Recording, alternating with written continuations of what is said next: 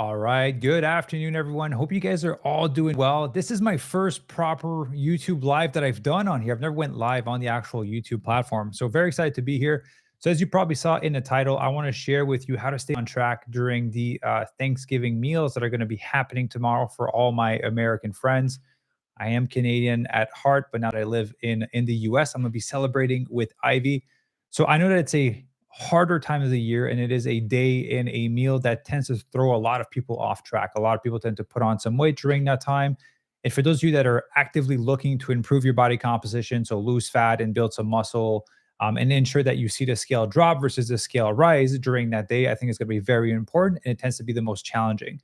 So this is a strategy that I shared with our Fit Vegan coaching clients this past Friday on our private group calls for our community. But I thought that I would bring it to you guys because there'd be a lot of value in that because some of you aren't in our coaching program, but are actively in the process of bettering yourself, improving your health, improving your fitness, and improving your body composition. So, let's just start with what matters. So, what matters during that day? The thing that's going to allow you to stay on track during Thanksgiving is you're going to be focusing on two things. Those two things are going to be to ensure that you stay and respect your calorie budget for the day. Because if you're actively looking to improve your body composition, you're probably in a calorie deficit. So that means you want to stay in that calorie deficit. And goal number two is to ensure that you're hitting your protein goal for the day. So I'm assuming that if you are on that journey, you've already figured out your numbers. I've done tons of podcasts and I have a lot of free resources on that. For those of you that don't know how much protein you should consume per day on a whole food plant-based lifestyle, and how many calories, if you're looking to improve your body composition, there should be a link down below in the top of the description with a free guide on how to help you lose your next 3 to 5 pounds. And within that, within those emails that I would send you, there's the equations on how to figure out your calories and your protein goals for the day. So I'm going to assume that you already have your numbers. Now, the issue with Thanksgiving is, as we know, there's a lot of high calorie dense meals. There's going to be a lot of good food at that meal. And also, again, if you are whole food plant based and are vegan, there's probably going to be non vegan food, which will be very easy for you not to eat if you don't eat that way. But the issue is when, and it's a good issue, is when a family member knows that you are plant based, knows that you are vegan, and they go out of their way to put some effort into cooking something for you that they know that you can eat. In my opinion, you don't want to say, like, no, I'm not going to eat this because, they love you. They spent a lot of time and effort preparing this dish so that you can eat it because they're trying to make you feel included. So, when it comes to sustainable transformation, to me, it's important to have a system that allows you to eat the food that a family member prepared specifically for you to make you feel good and because they love you. So here's how I navigated. The goal is to respect calories and protein for the day. We all know that if we go to a Thanksgiving meal at, you order takeout or whatever, or you eat out at family member's house, you're probably going to be low on plant protein for that meal. So realistically, we know that we need to front load our protein at the beginning of the day. So here's how I like to start my days during Thanksgiving to stay on track with my body recomposition goal or to maintain a lean body. I'm going to start the day and I'm going to fast I would say as long as possible until lunchtime. So when I mean fast, I'm not saying not to consume any form of calories because I will still have coffee with some oat milk or some almond milk in there.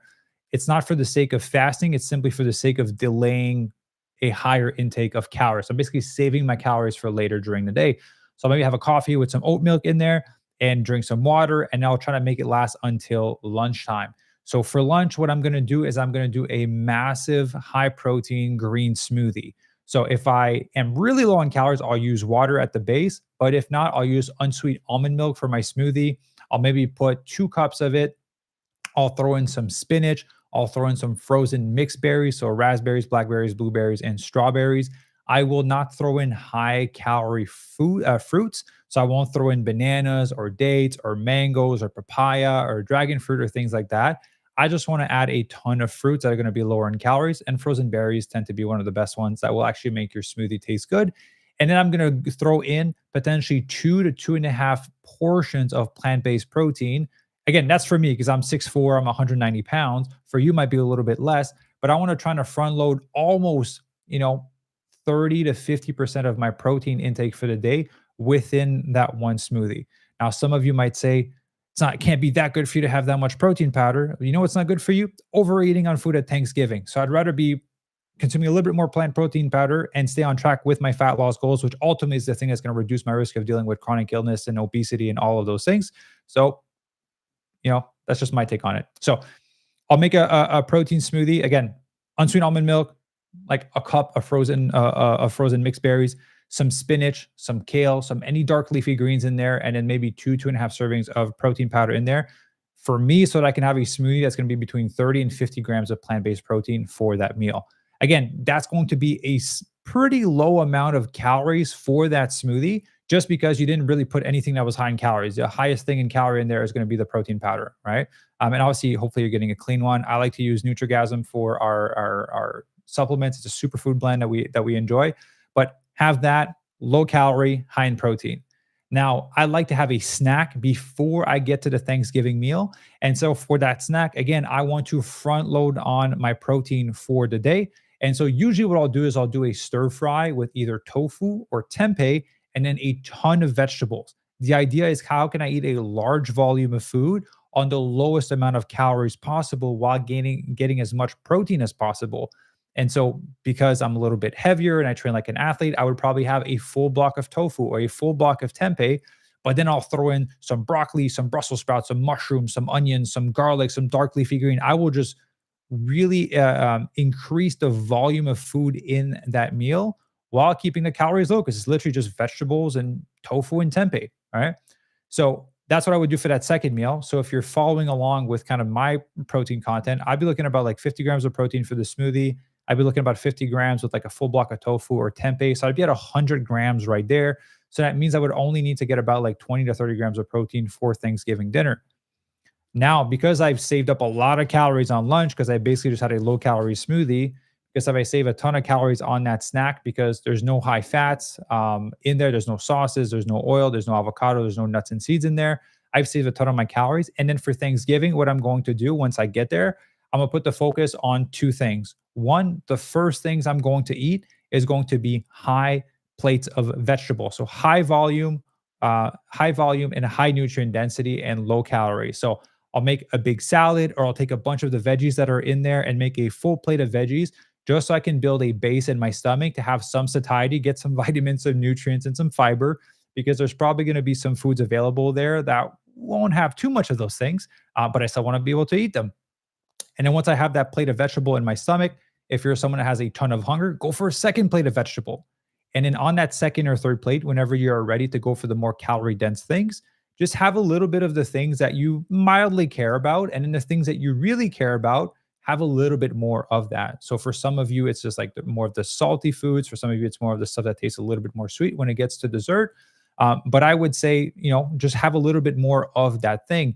And because you've saved so many of your calories throughout the day by basically delaying your calorie intake and fasting until you get to lunch, having a low calorie smoothie, having a low calorie snack, you've gotten the majority of your protein in for the day. Now you only need to get a little bit amount of protein, but you have a large budget of calories left of food for the rest of the day.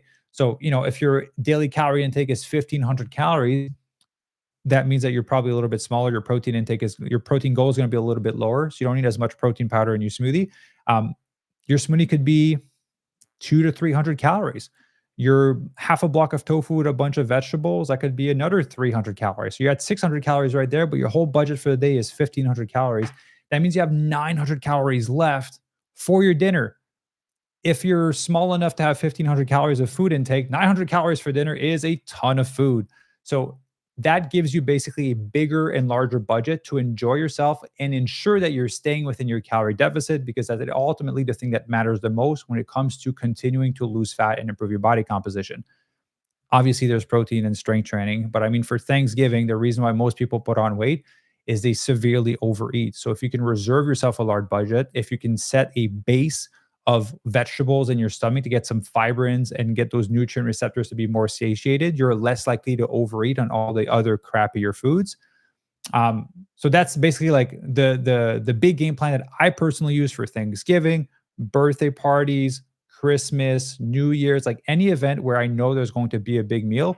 I do the exact same thing. I've been doing the exact same thing for over a decade. It's what we teach our members every single year during this time of the year, because it's a pretty simple game plan. And then when you get to that dinner, do you have the choice to eat 3 sweet potato pies? Absolutely, you can. But my hope is, because you've consumed a lot of you front loaded some of your protein, that's going to help with satiety. If you ate a lot of vegetables and a lot of high volume foods and high in fiber, that's going to help with satiety, because you can eat a plate of vegetable at the beginning and have high satiety.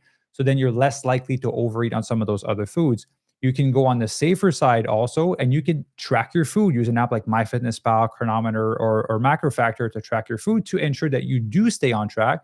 But I think a lot of the members that we work with, because they're in their 50s, 60s, 70s, and 80s, they want to be there. They want to enjoy time with their kids and want to enjoy time with their grandkids. They probably prepared some really delicious food, or maybe they're going to their kid's house to eat with them and their family. And so they don't want to be there on their phone, kind of tracking their food, which I 100% understand. There's a time and place for that. And for Thanksgiving, I think if you just follow the game plan that I just laid out, you'd be able to get tremendous results. Now, I do want to put a disclaimer, because you would be saving a lot of your calories for the evening time. That means that physically there will be more food in your stomach. That means that if you weigh yourself the next day, this number on the scale is going to be up, especially if you're going to eat foods that are, higher in salt, higher in sugar, which again, some of you don't eat those things, but I'm talking to those of you that are a little bit more struggling with Thanksgiving. If you eat more salty food, more sugary foods, and you eat more of your calories later in the day, you physically have more food in your stomach. If you consume a little bit more sodium than your body is used to, there's going to be more water retention. So, yes, the number on the scale will be higher the next morning. Do not step on the scale the next morning, because fundamentally, because you stayed on track and stayed within your calories for the day, in the grand scheme of things, in the weekly calorie deficit that we're trying to create, you are on track. You've done the right things. You just need to let 1 to 2 days for kind of the number to come right back down to where it was going to be if you didn't eat food later and then consume some sodium. Okay. So don't step on a scale the next morning. But if you do happen to do it because you don't want to listen to me, don't beat yourself up if the number is up, because you physically have more food in your stomach and there's more glycogen that's being stored in your muscle because you probably eat a little bit higher carbohydrate. There's maybe more water retention if you consume more salt. But if you consume more carbohydrate, there's more glycogen in your body, which comes with more water retention as well. So all this to say, don't freak out the next day. If you know you did everything right, you hit your protein for the day, you hit your calories, you did a game plan that I just told you, and the number is up, don't worry about it. You're still on track. Give it a few days. The number is going to come right back down after. All right. So, one thing I want to add before I kind of end this first live stream that I have on YouTube, it is our Black Friday deal right now. It is the best deal that I've ever done in almost 6 years of running Fit Vegan coaching. So you can get up to $9,000 off of our coaching program. You can earn up to 4 free months of additional coaching, depending on what package you decide to work with us. And we're the best in the world at helping people improve their body composition on a whole food plant-based lifestyle over the age of 50. The best way to join our community, to get information about our coaching program, is to book your free consultation call on our website. So if you go to fitvegancoaching.com, you'll see the little button. You can book your call. As long as you book your call, like you actually book your call before Sunday at midnight, we will honor the Black Friday deal for you. So if you book it on like Monday or Tuesday of next week, that's absolutely fine. But your call has to be booked before Sunday at midnight for us to honor the deal for you. If you cancel that call, then the deal is gone, because we only make this available for a short period of time because it's too good of a deal. And I'm not keeping this around for forever. So we've already had a ton of people jump on it this week. So spots are starting to become limited. For those of you that don't want to start your transformation now as we're entering Thanksgiving and Christmas and things like that, we are allowing you to delay your start date to the beginning of January if you want to. So just let us know basically when you jump on the call when you want to start. All right. So before I wrap it up, if you guys do have any questions, ask them in the comment section. I can see there's already one here from Angela. So thank you for commenting. What would you do if family members gave your child servings of turkey on Thanksgiving, knowing full well that the kids is plant-based? Have you or your clients ever dealt with pressure concerning kids? I'll be honest with you, Ivy and I don't have kids yet, so I can't answer from that perspective. But knowing the person that I am, it wouldn't really change my character, my behavior. I would just simply remove the plate and explain to them that like we don't eat this way in our household. But I understand that everyone has a different character and different family dynamic. I am pretty like, if someone makes me something that's plant-based, that's really sugary and like not super healthy, but they put the effort into it, I'll have a little bit of it out of respect and out of appreciation for them preparing the food. But if they're trying to force animal products onto my plate or my family's plate, for me, that's a hard line. Like, and people in my family dynamic know that that's a hard line, and they wouldn't really mess with that because I don't mess with that. So I can't explain from my perspective, but we do as like I said, a lot of our members are in their 50s, 60s, 70s, and 80s. So a lot of them more have like grandkids because their kids are a little bit older. But we used to at one point coach people that were in their 30s and in their 40s. And yeah, a lot of time it's just about having a conversation with the family members. Like, hey, we just don't eat this way in our household.